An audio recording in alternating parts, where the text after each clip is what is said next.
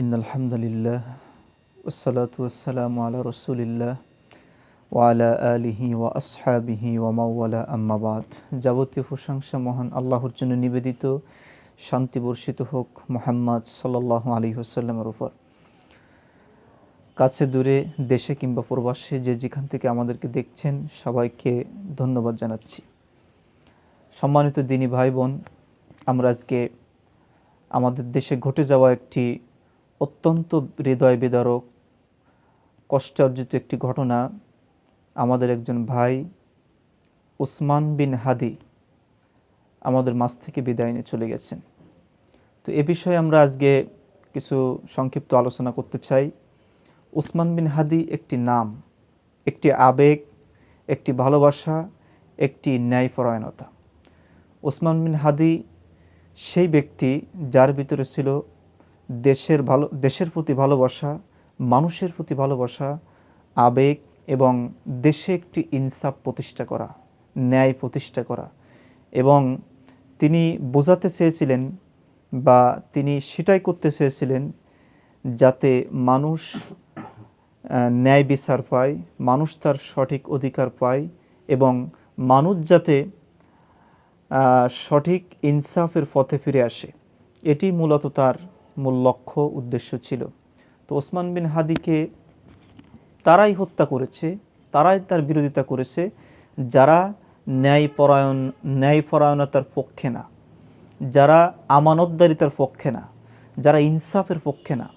ওসমান বিন হাদি কী ধরনের মানুষ ছিলেন, কোন প্রকৃতির মানুষ ছিলেন, তা আস্তে আস্তে করে হলেও মানুষ এখন ভালোভাবে বুঝতে পারছেন যে তার উদ্দেশ্য এবং লক্ষ্য কী ছিল। ঝালকাঠি জেলার নলছিটি উপজেলার সেই কৃতি সন্তান সারা বাংলাদেশে, সারা পৃথিবীতে আজকে একটি নাম। ওসমান হাদির বিষয়ে আমি, সম্মানিত দিনী ভাই বোন, ওসমান হাদির বিষয়ে আমি সেটাই বলতে চাই যে ওসমান হাদি অন্যায়ের কাছে মাথা নত করে না। ওসমান হাদি আমাদের সামনে আসছে কখন? জুলাই গণ অভ্যুত্থানের পর বা জুলাই গণ অভ্যুত্থানের শুরু থেকেই তাকে মানুষ আস্তে আস্তে করে চিনেছে, তাকে জেনেছে। তো তিনি কোনো দলের সাথে লিয়াজু করেন নেই, না কোনো আপনার জাতীয়তাবাদী দল, না জামাতে ইসলামী, না চরমনাই, না অন্য অন্য যে দলগুলো বাংলাদেশে আছে, কোনো রাজনৈতিক দলের সাথে তিনি আপনার যুক্ত হন নাই। তিনি কারোর সাথে তিনি আপোষহীন একটা রাজনীতি করতে চেয়েছেন। তিনি যে গণ অভ্যুত্থান থেকে উঠে আসলেন সেই এনসিপিতেও তিনি যুক্ত হন নাই। তিনি আলাদা একটা মুক্ত মঞ্চ, একটা সংস্থা তৈরি করলেন, ইনকিলাব মঞ্চ। সেখান থেকে তিনি ন্যায়ের পক্ষে কথা বলতেন। তার ভিতরে আমরা দেখেছি শতভাগ আমানতদারিতা, শতভাগ ন্যায়পরায়ণতা। একটা মানুষ কি পরিমাণ সত্যবাদী হলে এভাবে নিজের জীবনকে হাতের উপরে রেখে, আপনার রিস্ক নিয়ে জীবনকে বাজি রেখে সংগ্রাম করে গেছে। রাস্তায় রাস্তায় মানুষের দ্বারে দ্বারে মানুষের কথা শুনেছেন, মানুষের সঙ্গে মিশতে চেয়েছেন, মানুষকে নিয়ে চলতে চেয়েছেন। কিন্তু একদল দস্যু, একদল ডাকাত, একদল দেশদ্রোহী, একদল সন্ত্রাস তার পিছনে লেগেছে এবং তাকে পৃথিবী থেকে সরিয়ে দিয়েছেন। আসলে কি তিনি পৃথিবী থেকে চলে গেছেন, মানুষের মাঝ থেকে চলে গেছেন? না। হাদি একটা নাম, হাদি প্রত্যেকটি মানুষের অন্তরে জায়গা করে নিয়েছেন, ভালোবাসা তিনি তৈরি করে গেছেন। তো মানুষ বাঁচে বয়সে নয়, মানুষ বেঁচে থাকে তার কর্মে। সুতরাং হাদি সেই ব্যক্তি, হাদির উদ্দেশ্য কী ছিল এটা এখন দেশের জনগণ বুঝতে পেরেছেন। শরীফ ওসমান বিন হাদির মূল উদ্দেশ্য ছিল দীর্ঘমেয়াদী পরিকল্পনা, যে আমার এখনই ক্ষমতায় আসতে হবে, এখনই আমাকে এমপি হতে হবে, বিষয়টি এমন নয়। তিনি অবশ্যই বলেছিলেন, অনেকে আমরা জানি, যে আমি যদি 500 ভোট পাই ঢাকা 8 আসনে, তো আমি মনে করব যে আমি নির্বাচিত। কেন? আমার এই মুহূর্তে আমার এমপি হতে হবে বিষয়টা এমন নয়, ওই 500 ভোটই আমার বিজয়। আমার পরিকল্পনা হচ্ছে দীর্ঘমেয়াদী, 50 বছরের পরিকল্পনা, 60 বছরের পরিকল্পনা।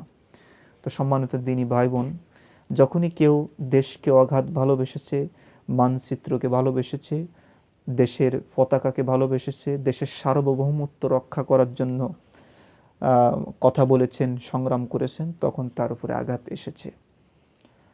তো আজকে উসমান বিন হাদি রহিমাহুল্লাহ, তার জন্য আমরা দোয়া করি যে আল্লাহ রব্বুল আলামিন তার জীবনের ভুল ত্রুটিগুলো মার্জনা করুন এবং তার এই মৃত্যুটাকে শহীদ মৃত্যু হিসাবে আল্লাহ কবুল করুন, এবং তার যে একটা শাহাদাতের তামান্না ছিল সেটা হয়তোবা এর প্রতিফলন হয়েছে। এবং হাদি ভাই এমনই একটি ফ্যামিলি থেকে উঠে আসছেন, আমরা জানি একটি সম্ভ্রান্ত ফ্যামিলি, যাদের ভিতরে ছিল সহনশীলতা, ধর্মের প্রতি অগাধ শ্রদ্ধা এবং ইসলামিক মাইন্ড একটা ফ্যামিলি থেকে উঠে আসছেন। পুরো গোটা ফ্যামিলিটাই ইসলামিক ফ্যামিলি। তো তার মধ্য দিয়ে তাকে নিয়ে আসছেন। হাদিকে থামাতে চেয়েছেন অনেকেই, পরিবার মানুষ অনেক নসিহত করেছেন, অনেক বুঝিয়েছেন, কিন্তু তিনি কখনো হার মানেন নাই, তিনি কখনো অন্যায়ের সাথে আপোষ করেন নাই, তিনি কোনো কিছুতে পিছিয়ে যান নাই। তার উদ্দেশ্য ছিল এক কথায় সমাজে ইনসাফ প্রতিষ্ঠা করা। যেখানে রাজার সন্তান পড়াশোনা করে, সেখানে একজন সাধারণ রিক্সা চালকের সন্তান যদি মেধাবী হয়, তাহলে সেখানে পড়াশোনা করবে, সেই প্রতিষ্ঠানে পড়াশোনা করবে। তিনি নির্বাচন করতে চেয়েছিলেন, তিনি মানুষের কাছে গেছেন, মানুষ তাকে ভালোবেসে টাকা দিয়েছে। আমাদের দেশের প্রেক্ষাপটে আমরা দেখেছি বিগত দিনগুলো থেকে, যারা রাজনীতিবিদ, যারা রাজনীতি করেন, যারা ক্ষমতায় যেতে চান, তারা পকেট থেকে টাকা খরচ করেন, তারা কোটি কোটি টাকা খরচ করেন। আবার দেখা যায় তারা সুযোগ মতো করে এই টাকাগুলো আবার তারা উঠানোর চেষ্টা করেন, বা 5 টাকা খরচা করলে 50 টাকা 100 টাকা উঠানোর তাদের পরিকল্পনা থাকে। কিন্তু হাদি ভাই, না ছিল অর্থ, না ছিল বড় কোনো দল, না ছিল বড় কোনো সাপোর্ট, কিন্তু তার সাপোর্ট ছিল জনগণ। জনগণ তাকে ভালোবেসেছে। কি পরিমাণ তাকে অপমান করেছে এক শ্রেণীর মানুষ আমরা দেখেছি। তার গায়ে তিনি যখন বের হয়েছেন, মানুষের সঙ্গে মিশতে চেয়েছেন, রাস্তায় যখন চলেছেন, একদল লোক তারা ময়লা পানি তার গায়ে ছুঁড়ে দিয়েছেন, তার গায়ে ময়লা ফেলেছেন। তারপরে তিনি বলেছেন যে যদি আপনারা আরও পানি ফেলতে চান, ময়লা পানি ফেলতে পারেন, কোনো সমস্যা নেই, আমাদের কোনো সমস্যা নেই। তো সম্মানিত দিনী ভাই বোন, আমি পরিশেষে বলতে চাই, হাদি ভাই আমাদেরকে রাস্তা দেখিয়ে গিয়েছেন, যুবকদেরকে তিনি ন্যায়ের রাস্তা দেখিয়ে দিয়েছেন, যে কিভাবে ন্যায়ের পক্ষে কথা বলতে হয়, অন্যায়ের বিরুদ্ধে দাঁড়াতে হয়, কিভাবে ইনসাফ প্রতিষ্ঠা করতে হয়, সেই রাস্তা, সেই পথ তিনি দেখিয়ে গেছেন, যেটা সারা বিশ্বের মানুষ দেখেছে। এবং এমন কোনো মানুষ নাই যে হাদি ভাইয়ের জন্য চোখের পানি না ফেলেছেন, তার জন্য কান্না না করেছেন, তার জন্য আফসোস না করেছেন।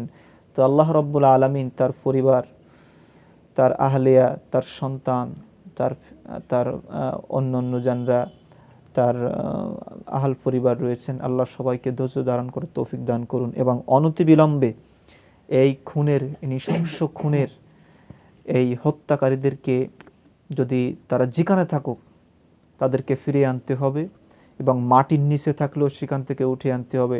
আমরা উদাত্ত আহ্বান জানাই সরকারের প্রতি, সরকার যেন সুষ্ঠু একটি বিচার করেন। এবং হাদি ভাই বলছিলেন যে আমার সিকিউরিটির প্রয়োজন নেই, আমি জনতার সঙ্গে মিশতে চাই, আমি মৃত্যুর ভয় করি না, মৃত্যু সবসময় আমার হাতের উপরে থাকে, তবে যদি কেউ আমাকে গুলি করে, আমাকে যদি কেউ হত্যা করে, জাস্ট তার ধরে যেন বিচার করা হয়, এটা তার একটি দাবি ছিল। তো আমরা আবারও উদাত্ত আহ্বান জানাই সরকারের প্রতি একটি সুষ্ঠু বিচার করার জন্য, এবং খুনিদেরকে এবং এর সাথে যারাই সংশ্লিষ্ট তাদেরকে কঠিন বিচারের মুখোমুখি করা, এবং যারা খুন করেছেন তাদেরকে ফাঁসির কাষ্ঠে ঝোলাতে হবে, এটাই গণমানুষের দাবি। আল্লাহ রব্বুল আলামিন হাদি ভাইকে জান্নাতের উচ্চ মাকাম দান করুন, এবং তার আদর্শ প্রত্যেকটি যুবক যেন ধারণ করতে পারে, যাতে আমাদের স্বাধীনতা সার্বভৌমত্ব রক্ষার জন্য যেন সবাই প্রস্তুত হতে পারে, বহির আক্রমণ, বহির শত্রু এবং দেশবিরোধী যারা রয়েছে তাদের বিরুদ্ধে যেন সবাই রুখে দাঁড়াতে পারে, সেই তৌফিক আল্লাহ রাব্বুল আলামিন দান করুন। আসসালামু আলাইকুম ওয়া রাহমাতুল্লাহি ওয়া বারাকাতুহু।